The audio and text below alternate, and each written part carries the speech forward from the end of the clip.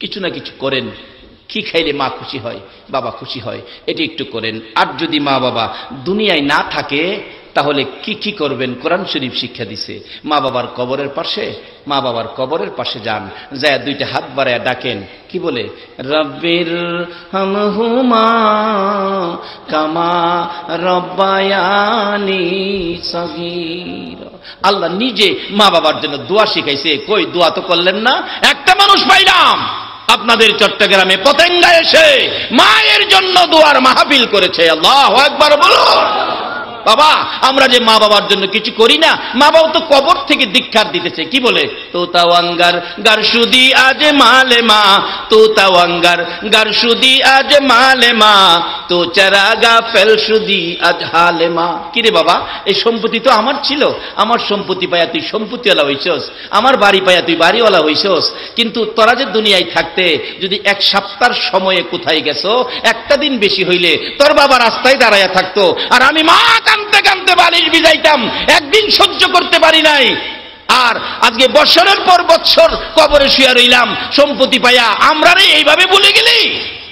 দীক্ষার দিতে থাকে, এগুলি দুনিয়াতে সন্তানের উপর বিপদ হয়। কাজী কবর থেকে মা বাবা যেন দীক্ষা না দিতে পারে, আল্লাহ যে দোয়া শিখাইলেন এই দোয়াটুকুন আমরা তালাওয়াত করব। বাবারে, মসজিদের ইমাম সাহেব হুজুর নিয়েই দোয়া পড়াইতে হবে এটাই শর্ত নয়। আপনার মা বাবার জন্য আপনি দোয়া করেন, আর আপনার মা বাবার খেদমত আপনি করেন, অন্যরে দিয়া করাইবার চেষ্টা বেশি কইরেন না, নিজেরটা নিজে করেন, তাইলে সরাসরি কবুল হবে। সন্তানের দোয়া মায়ের জন্য ডাইরেক্ট কবুল, মা বাবার দোয়াও সন্তানের জন্য কবুল। বাস্তব আমার এলাকার ঘটনা। মা বাবাকে কষ্ট দিলেন বিয়ে করার পর। বিয়ে করে জুট মিলে চাকরি করত শ্রমিক, জুট মিলের শ্রমিক, বাস্তব ঘটনা। পুরাপুরি ঠিকানা নাম বললে গীবত হবে, আমি পুরাটা বলবো না। জুট মিলে চাকরি করত। 2 মাস হয়েছে বিয়ে করছে, সপ্তাহে সপ্তাহে বেতন। 2 মাস পরেই বলতেছে, মা আমি আর বেতনের টাকা তোমারে দিতে পারবো না, আমার ভবিষ্যৎ আছে। মা জেগাইতেছে, বাবারে প্রস্রাব পায়খানা পরিষ্কার করলাম আমি, 10 মাস 10 দিন পেটে রাখলাম আমি, প্রসব ব্যথায় 3 দিন গলা কাটা মুরগির মতো লাফাইলাম আমি, বালতির পর বালতি রক্তক্ষরণ হলো আমার, মেতরিনী হইয়া প্রস্রাব পায়খানা পরিষ্কার করতাম আমি, আজকে তোর ভবিষ্যৎ হইছে, তাইলে কি আমাদের তুই খরচপাতি দিবি না? না। ওই বিবি সাহেব বলছে, খরচপাতি মা বাবারে দিলে আমাদের ভবিষ্যৎ আছে না।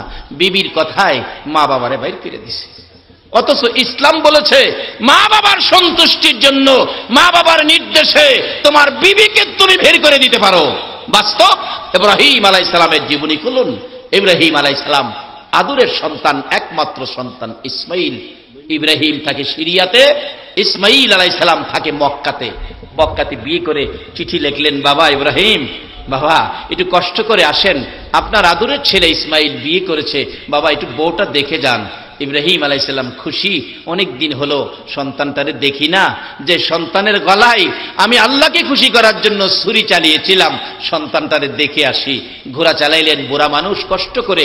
মক্কায় গিয়ে ইব্রাহিম আলাইহিস সালাম ইসমাইলের বাড়ির গেটে ডাক দিলেন, ইসমাইল বাড়িতে আছো? ইসমাইল! ভিতর থেকে গরম সুরে জবাব, কে? এত বড় দুঃসাহস! আমার স্বামী সম্মানী ব্যক্তিত্ব, নাম নিয়ে ডাকো, কে তুমি? মাগো, আমি একজন বুড়া মানুষ, বহু দূর থেকে আসছিলাম ইসমাইলকে দেখার জন্য। আবারও নাম নিয়ে বলো? ইসমাইল বাড়িতে নাই, বাসায় নাই। কোন সময় আসবে গো মা? তাও বলতে পারি না। মাগো, এত রাগ দেখাও কি লিগা? এত কথা শুনতে চাই না। মা আমি তো মেহমান আসছিলাম, আমি কি করব? ইসমাইলে চাইছো, ইসমাইল নাই, তাহলে কি আমি যাবো গা? যাও গা মা, যাইগা। ইসমাইল আসলে বইল ঘরের চৌকাটটা ভালো না, এটা যেন বদলায়। বাবা বলে গেছে চৌকাট ভালো না। ইব্রাহিম চলে গেলেন সিরিয়ার দিকে। কিছুক্ষণ পর ইসমাইল আলাইহিস সালাম বাড়ির গেটে এসে দাঁড়াইয়া দুইটা চোখের পানি ছেড়ে ছেড়ে ডাকে, বিবি, বিবি গো, আমার বাড়িতে কি কোনো মেহমান আসছিল? ও বিবি, আমার নাকে দি আমার বাবা ইব্রাহিমের গন্ধ লাগতেছে, আমার নাকে ইব্রাহিম, আমার বাবা ইব্রাহিম আলাইহিস সালামের গন্ধ লাগতেছে, বলো কোনো মেহমান আসছিল কিনা? বিবি ঘর থেকে বলে, হ্যাঁ আসছিল, একটা বুড়া লোক, নাম কি জানি না, আয়েশা তোমাকে নাম নিয়ে ডাকে, কত বড় দুঃসাহস। ইসমাইল আলাইহিস সালাম বুঝে ফেলেছে আমার বাবা ইব্রাহিম ওই তো আমার নাম লইয়া ডাকে, যত বড়ই হন বাবা কি নাম নিয়ে ডাকে না? এই ডাকের মধ্যে একটা শান্তি লাগে কিনা বলুন তো? সারা বাংলাদেশে কোথাও আমি তোফাজ্জলকে কেউ তুই করে ডাক দেয় না। বাড়িতে গেলে আমার মা নাই, বুড়া বাবা, বাড়িতে গেলেই জিগায় আজকে কই গেছিলি, আবার বিকালবেলা বাড়িতে বাহির হইলে জিগায় আজকে কই যাবি। কি যে শান্তি লাগে, এই শব্দটার মধ্যে যেন জান্নাতের শান্তির গন্ধ পাওয়া যায়। ইসমাইল আলাইহিস সালাম কান্দে, বিবি গো আমাকে যে নাম নিয়ে ডেকেছে এটাই তো আমার বাবা ইব্রাহিম আলাইহিস সালাম, তুমি কি আমার বাবার খেদমত করো নাই? না না করি নাই। ডাক দাও নাই? না। বাড়িতে বসতে কও নাই? না। বলছে চলে যাবে, বলছি চলে যাও। আর কিছু বলে নাই, একটা কথা বলেছে। কি বলেছে গো বিবি? স্বামী আমি দেখি ঘরের চৌকাট ভালো, ওই বুড়া লোকটা বলেছে ঘরের চৌকাট ভালো না, চৌকাটটা যেন বদলাইয়া ফেলো। সঙ্গে সঙ্গে বাহিরে দাঁড়াইয়া বলছে, বিবি গো ইনি আমার বাবা গো ইব্রাহিম খলিল, তোমার ব্যবহারে অসন্তুষ্ট হইয়া আমার বাবা বলে গেছে ঘরের চৌকাট বদলাইতে। চৌকাট তো ঘরের চৌকাট নয়, চৌকাট হইলা তুমি। আমার বাবার মনে কষ্ট দিয়েছো, বাবা বলেছে তোমাকে বদলানোর জন্য। আমি ঘরের ভিতরে আসবো না, এখান থেকে বাবার খুশির জন্য নির্দেশ দিলাম আমি ঘরে আসার আগে তুমি ঘর থেকে বেরিয়ে যাও। বাবা খুশি করার জন্য ইসমাইল আলাইহিস সালাম স্ত্রী বের করে দিলেন, তালাক দিলেন। আর বর্তমান সময়ের যুবকেরা স্ত্রী খুশির জন্য মা বাবাকেও ঘর থেকে বের করে দেয়, বাদ দেয় না। কত কিছু খায়, কত মার্কেটিং, নিজের ঘরে ফল ফলাদি। বাবা একটা সিজন গেল, একালি কমলা বাবার কপালে চলল। নিজের কপালে নিজে কোরআন মেরেছ, মা বাবাকে যারা না খাওয়ায়া নিজে খালি খাইছ। বাবারা কষ্ট হইতেছে আপনাদের? আমি শেষ দিকে গেছি, মা বাবার জন্য কি করতে হবে সেদিকে যাচ্ছি। এবার ইসমাইল আলাইহিস সালাম বাবার খুশির উদ্দেশ্যে বিবি বাদ দিয়ে আবার বিয়ে করলেন, আবার চিঠি লিখলেন, বাবা আবার কষ্ট করে এসে দেখে যান চৌকাটটা বদলাইছি। ইব্রাহিম আলাইহিস সালাম বলতেছে বড় বিবির কাছে সিরিয়ার থেকে, সাহারা আমার বাবা ইসমাইল চিঠি লিখছে, আবার বিয়ে করছে, বউটা একটু দেখে আসি, তুমি অনুমতি দাও। বড় বিবি কয় অনুমতি দিতারি, গোড়ার উপরে উঠতে যাইবা, গোড়ার থেকে এক নজর দেখা চলে আসবা, গোড়ার থেকে মাটিতে পাও লাগাইতে পারবা না। ইব্রাহিম আলাইহিস সালাম কয় সাহারা 12 বছর হয়েছে ইসমাইলকে দেখি না, আমার কি মনটা চায় না একটু ভালো করে দেখি? কোনো কথাই শুনতে চায় না। ওয়াদা দাও গোড়ার থেকে দেখে আইবা, মাটিতে পাও লাগাইতে পারবা না। ইব্রাহিম আলাইহিস সালাম কয় চিঠি যখন লিখছে ছেলেটা, যাও ঠিক আছে, মাটিতে পাও লাগাবো না, গেলাম। ইব্রাহিম আলাইহিস সালাম বাড়ির গেটে গিয়ে ডাক দিলেন, ইসমাইল বাড়িতে আছো? সেদিনও ইসমাইল বাড়িতে নাই। ঘরের ভিতর থেকে ওই নতুন বিবি ডাকে, কে গো তুমি? এত সুন্দর করে আমার স্বামী ইসমাইল ইসমাইল কইয়া ডাকো। মাগো আমি অনেক দূর থেকে আসছি, সিরিয়ার থেকে আসছি, আমি একজন বুড়া মানুষ, আমি তোমাদের মেহমান। কই আমার ইসমাইল? ইসমাইল বাড়িতে নাই। কবে আসবে বলতে পারি না। যাই হোক আপনার পরিচয় আগে দেন। ইসমাইলের পরিচয় আর নিতে হবে না। আপনি কে? ও বৌমা আমি হলাম গো তোমার স্বামী ইসমাইলের বাবা হযরতে ইব্রাহিম খলিল। এই কথা বলার পর বিবি ইসমাইলের বিবি একটা চিৎকার মেরে ঘর থেকে বেরিয়ে গেলেন, বাবা গো তুমি কি ইব্রাহিম? আল্লাহু আকবার বলো। তুমি কেমন বাবা গো? বাহির থেকে তুমি চলে যাইতে চাও, তুমি ঘরে আসলা না, বাহির থেকে পরিচয় নিয়ে দিয়ে যাইতে চাও? হ্যাঁ বাবা, গোড়ার থেকে নামো, আমি তোমার ছেলে ইসমাইলের বিবি, আমি তোমাকে খেদমত করব, তোমাকে নাস্তা পানি খাওয়াবো। বাবা নামো। জবাব দিচ্ছে, মাগো আমি নামতে পারবো না, তোমার শাশুড়ি মার সাথে ওয়াদা দিয়ে আসছি, গোড়ার থেকে নামতে পারবো না, মাটিতে পাও লাগাইতে পারবো না। এবার ইসমাইল আলাইহিস সালামের দ্বিতীয় বিবি পায়ে ধরে ডাকতেছে, বাবা গো আমি তোমাকে যেতে দিব না গো বাবা, আমি তোমাকে যেতে দিব না, গোড়াতে যদি মাটিতে নামতে আমার শাশুড়ি মা নিষেধ দিয়ে থাকে। বাবা দাঁড়ান, মাটিতে পাও দিতে হবে না, কিতাব লেখে একটা পাথর আইনা গোড়ার পাশে রাইখা বললেন, বাবা গো মাটিতে পাও দিতে শাশুড়ি নিষেধ করেছে, পাথরের কথা তো বলে নাই, বাবা আপনি পাথরের উপরে নাই, মা দাঁড়ান। আল্লাহু আকবার বলুন। বাবা শ্বশুর আব্বা গো পাথরের মধ্যে দাঁড়ান, পাথরের মধ্যে দাঁড়ান। ইব্রাহিম আলাইহিস সালাম সন্তুষ্ট হলেন, এই ছেলের বউয়ের ব্যবহার। পাথরে নাইমা দাঁড়াইলে পাওগুলো ধোয়াইলেন, হাত মুখ পানি দিয়ে ধোয়াইলেন। ইসমাইল আলাইহিস সালামের বিবি মাথার চুল লাগাইয়া শ্বশুরের পায়ের পানিগুলো মুছে দিলেন। কিছু খাবার হাতি দিয়ে বললেন, বাবা গো খাবার খান, আর কিছু খাবার আমার শাশুড়ি মার জন্য নিয়ে যান। বলুন এই ব্যবহারে ইব্রাহিম খুশি হবে না বেজার হবে? খুশিতে বাগবাগ হয়ে গেছে। বৌমা গো খুশি হলাম গো, আমার ইসমাইল কোন সময় আসবে গো বৌমা? লম্বা ঘটনা সংক্ষেপ করে দিলাম। বৌমা গো কোন সময় আসবে ইসমাইল? ইসমাইল আসলে বইল, এবারের চৌকাট বড় ভালো গো, আমার ইসমাইল যেন চৌকাটটার না বদলাই।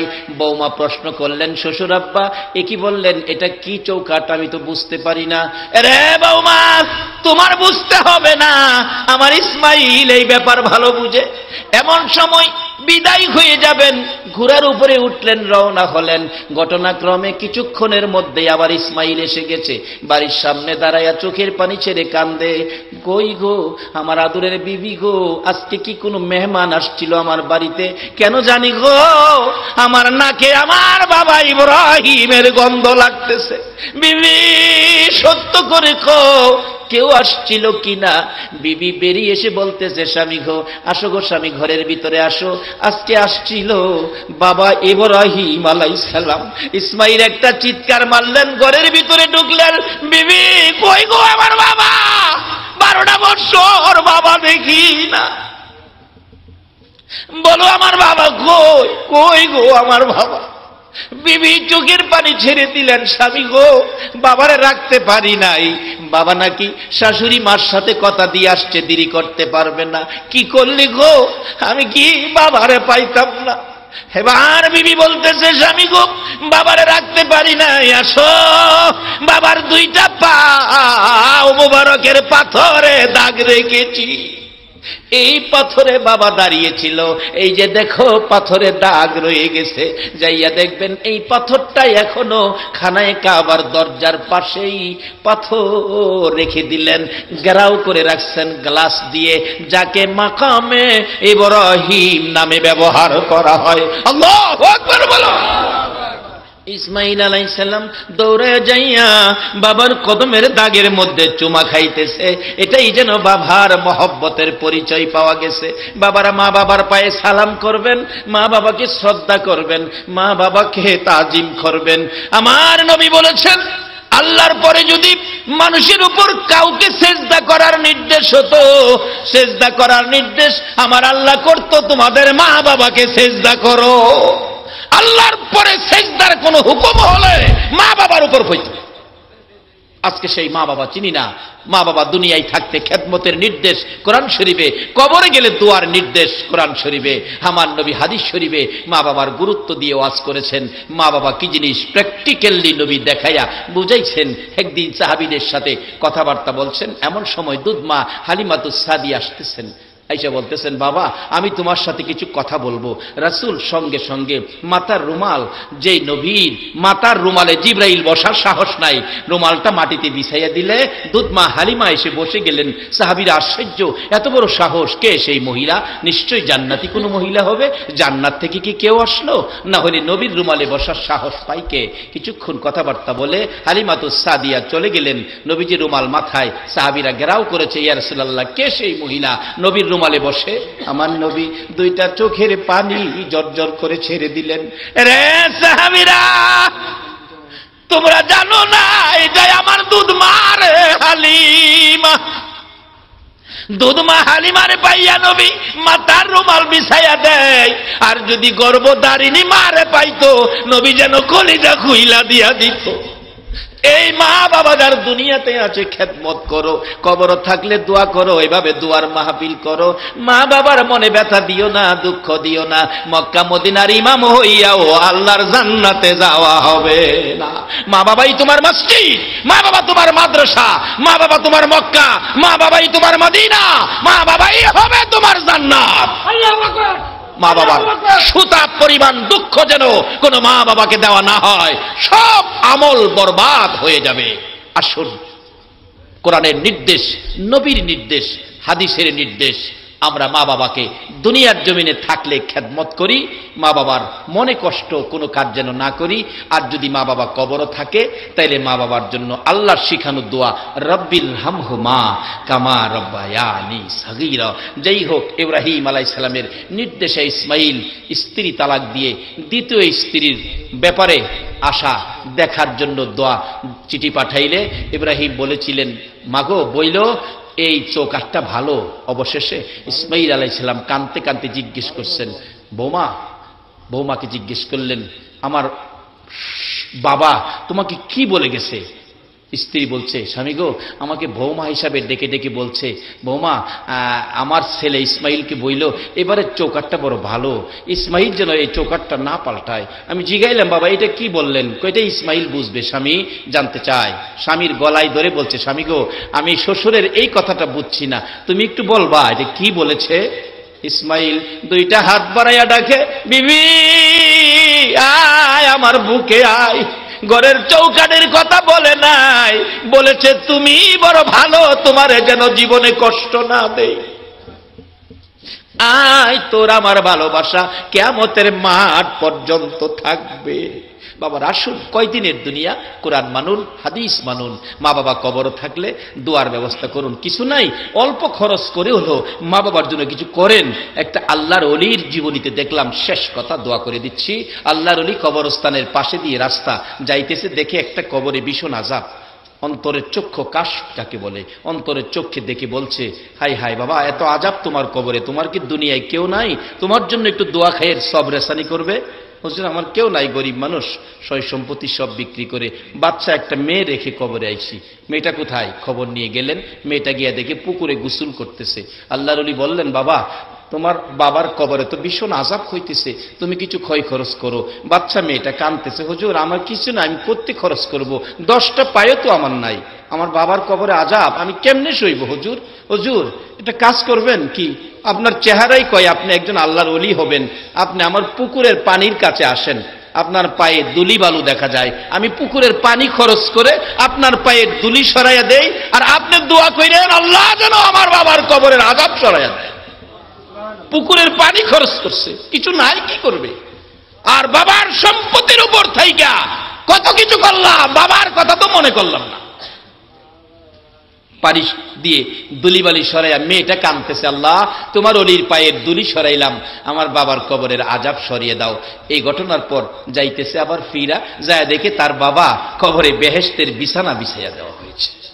জিজ্ঞেস করলেন, আরে তুমি না একটু আগে আযাবে ছিলা, এখন দি বেহেশতের বিছানা? হুজুর আমার মেয়েটা পুকুরের পানি খরচ করে আপনার পায়ের দুলি সরাইয়া চোখের পানি ছেড়ে বলছিল আমার বাবার কবরের আযাব সরাইয়া দাও। হুজুর এটুকের বিনিময়ে আল্লাহ আমার কবরের আযাব সরাইয়া দিয়েছে। বাবা কবর প্রত্যেকের সামনে আছে, আমরা যদি আমাদের মা বাবার জন্য কিছু করি, আমাদের সন্তানরা আমাদের জন্য করবে, আমরা যদি কিছু না করি আমাদের সন্তানরাও আমাদের জন্য কিছু করবে না, নিশ্চিত থাকেন। আসুন দোয়া করি আল্লাহ যেন মেরাজের বরকত আজকে যার রুহের মাগফিরাতের উদ্দেশ্যে মাহফিল, ওনাকে যেন মাফ করেন, এই বংশের আরো যারা কবরে সকলকে যেন মাফ করেন, এই ভাইজানকে আল্লাহ যেন হায়াত দেন, এই মা বাবার উদ্দেশ্যে এরকম কিছু করার তৌফিক যেন সব সময় দেন, সেজন্য আমরা দোয়া করব। আমাদের মধ্যে তো অনেকের মা নাই, অনেকের বাবা নাই, মা হারা মানুষ, বাবা হারা মানুষ আছেন না এখানে? আমরা সকলের জন্য দোয়া করব। হুজুর সাহেবানরা আছেন, ওনারা তো মসজিদে জুমার দিন আলোচনা করে, এগুলি শুনবেন, ওনাদের মুখের কথাগুলো, এটাই কোরআন, এটাই হাদিস, আমল করবেন। আল্লাহ আমাদের সকলের ঈমান মজবুত করে দেখ, সকলে বলুন আমিন।